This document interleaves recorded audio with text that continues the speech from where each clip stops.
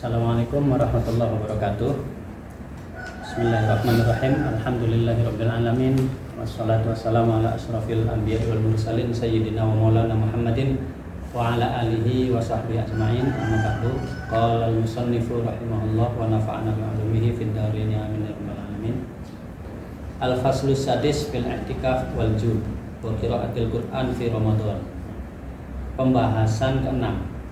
Dalam kajian kita kali ini, setelah kemarin menjelaskan tentang zikir-zikir di malam Lailatul Qadar, kemudian kita masuk pembahasan yang ke-6, pasal ke-6 dalam kitab Al-Fiqhus Shaum, Maqasidus Shaum, dalam kitab Maqasidus Shaum, yaitu tentang i'tikaf al-jud, loman kalau bahasa Cirebonnya, penuh kasih sayang, qiraatul Quran, membaca Quran di bulan Ramadan.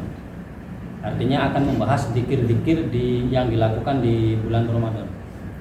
Qala Allah Ta'ala, wa tahhir baitiya lit-taifina wal 'akifina war ruk'a'is sujud. Qala ngendika sapa Allah Ta'ala, Gusti Allah Ta'ala, wa tahhir lan bersihana sampean baitiya ing baitku lit-taifina kangge wong kang tawaf kabeh wal akifina lan wong kang iktikaf kabeh war ruk'i lan wong kang ruku was sujud lan wong kang sujud. Qala ta'ala, wa qala lan ngendika sapa Allah Ta'ala, wala tubashiruhunna lan aja menggauli sampean kabeh ing istri sampean kabeh wa antum hale utawi sampean kabeh iku akifuna pada iktikaf sampean kabeh fil masajid ing dalem masjid. Ayat-ayat ini menjelaskan tentang iktikaf, bagaimana orang iktikaf itu harus disambut masjidnya, tempatnya harus disiapkan dengan baik. Kemudian larangan orang iktikaf, tidak boleh selama iktikaf tidak boleh menggauli istri.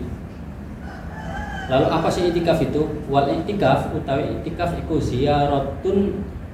ziarah lillahi maring Allah fi baitin ing dalam rumah, bait min buyutihi, saking baitnya Allah. Menurut Syekh Izzuddin bin Abdissalam bahwa iktikaf adalah kita berziarah ke Allah, ke salah satu rumahnya Allah. Ini menarik nih. Kita sering yang mendapat julukan Baitullah itu Ka'bah, rumahnya Allah. Jangan berasumsi Allah tinggal di sana, nanti salah. Maksudnya rumah Allah itu rumah tempat kita beribadah kepada Allah atau menjadi kiblatnya kita dalam menyembah Allah kan. Tapi kemudian Syekh Izzuddin bin Abdissalam menjelaskan bahwa Baitullah itu bukan hanya Ka'bah, tapi semua masjid adalah baitun min buyuti. Tempat di mana dijadikan masjid, maka itu dijadikan sebagai Baitullah. Salah satu baitun min buyutillah, salah satu rumah di mana itu dijadikan dikategorikan rumahnya Allah. Dan iktikaf itu adalah berziarah kepada Allah di rumahnya. Saya termasuk baru tahu istilah ini ya. Kalau iktikaf itu adalah kita berziarah kepada Allah.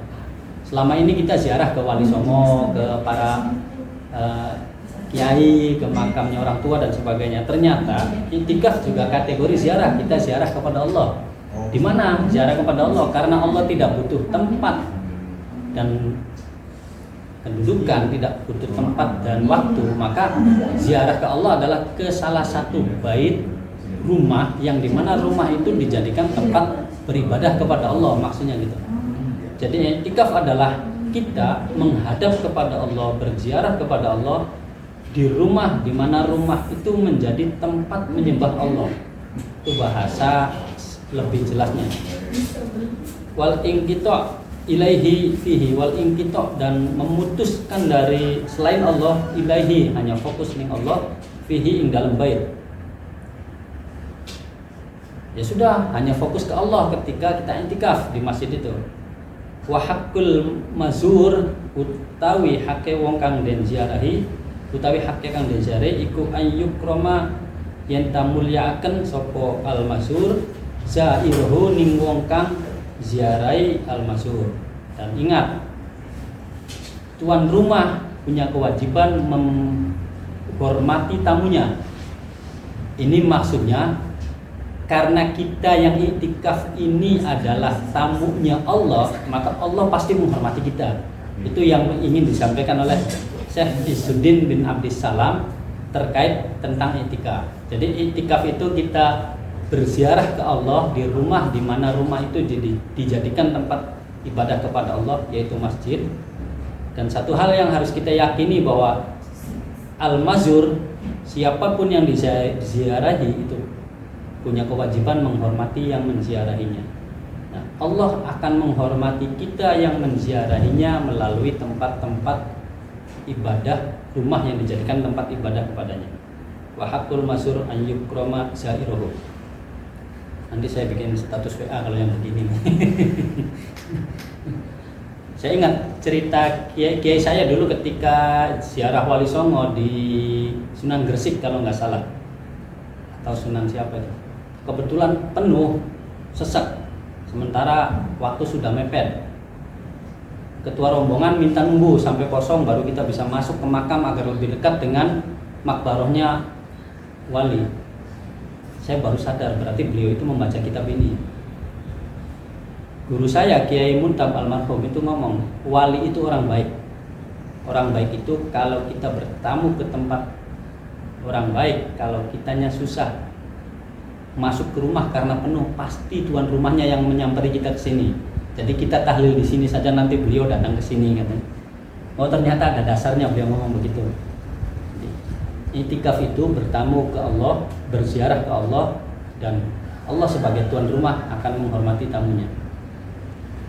Wa kadzalika jaa fil hadits sahih, wa kadzalika lan kaya mengkonon jaa teka fi fil hadits sahih, dalam hadis yang sahih anhu saking Kanjeng Nabi sallallahu alaihi wasallam annahu satuhune Kanjeng Nabi kukola ngendika sapa Kanjeng Nabi man khoda ilal masjidi aw roha man tesapanung iku khoda melangkah ilal masjidi maring masjid aw roha atau budalan sapa wong ada makanya dia akan sapa Allah Gusti Allah lahu kaduwe wong nuzulan ing ruang tamu fil jannati ing dalam surga.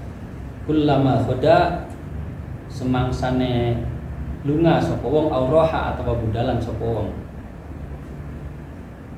Dalam hadis riwayat Imam Al-Bukhari dijelaskan Rasulullah menyatakan siapapun yang melangkahkan kaki ke masjid, maka dalam setiap langkah kaki ke masjid itu Allah siapkan di surga nanti ruang tamu untuk orang tersebut. Artinya ya pahalanya sangat besar lah intinya.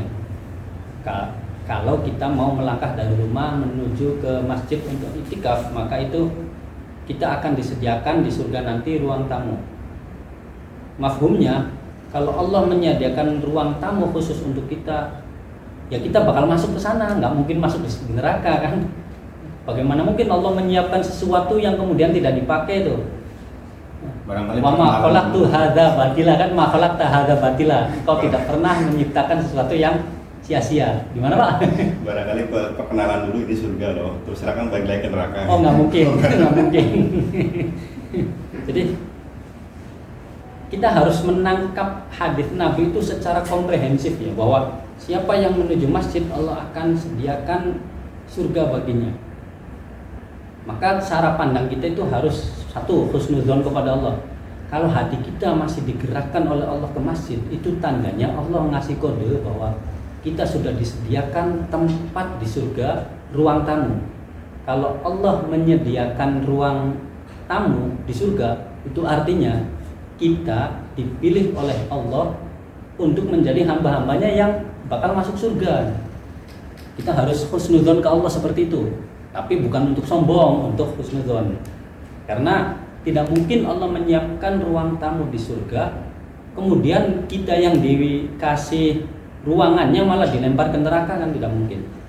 Maka kita harus terus meningkatkan upaya berdoa, mudah-mudahan kita menjadi orang yang suka bolak-balik ke masjid, iktikaf, ya sholat dan sebagainya tentunya.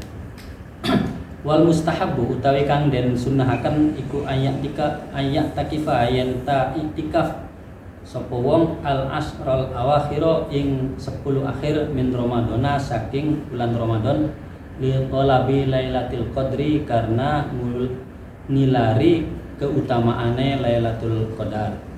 Di annahu karena seturune asrul awakhir iku akhiruma akhire sesuatu istaqarra kang sungguh-sungguh alaihi ngatasé ma apa i'tikafu Rasulillahi i'tikafe Rasulullah sallallahu alaihi wasallam. Qalat ngendika sapa Aisyah tu Sayyidah Aisyah radhiyallahu anha, innan nabiyya setuhune Kanjeng Nabi sallallahu alaihi wasallam iku kana ana sapa nabi iku yaktakifu iktikaf sapa nabi al asral awakhir ing 10 akhir min Ramadana saking bulan Ramadan hatta tawaffahu sehingga mewafatkan ing Nabi sapa Allah Gusti Allah. Summa i'takafa noli i'tikaf sapa azwajuhu istri-istri Nabi min ba'di sawise wafat dengan Nabi. Sunnahnya di 10 akhir Ramadan kita itu i'tikaf. Ya lebih banyak ke masjid lah. I'tikaf. Karena apa? Karena 10 akhir Ramadan itu menjadi sesuatu yang sangat dipegang teguh oleh Rasulullah. Rasulullah bersungguh-sungguh berupaya maksimal untuk selalu bisa i'tikaf 10 akhir Ramadan. Bahkan menurut Sayyidah Aisyah, beliau selalu i'tikaf di 10 akhir Ramadan sampai beliau wafat. Setelah wafat beliau, istri-istrinya juga melakukan hal yang sama. Mudah-mudahan kita bisa memperbanyak i'tikaf sehingga kita termasuk kelompok yang disediakan ruang tamu oleh Allah di surga nanti dan jadikan orang yang menempati ruang tamu itu. Akhirul kalam wallahul muwaffiq ila aqwamit thoriq. Wassalamualaikum warahmatullahi wabarakatuh.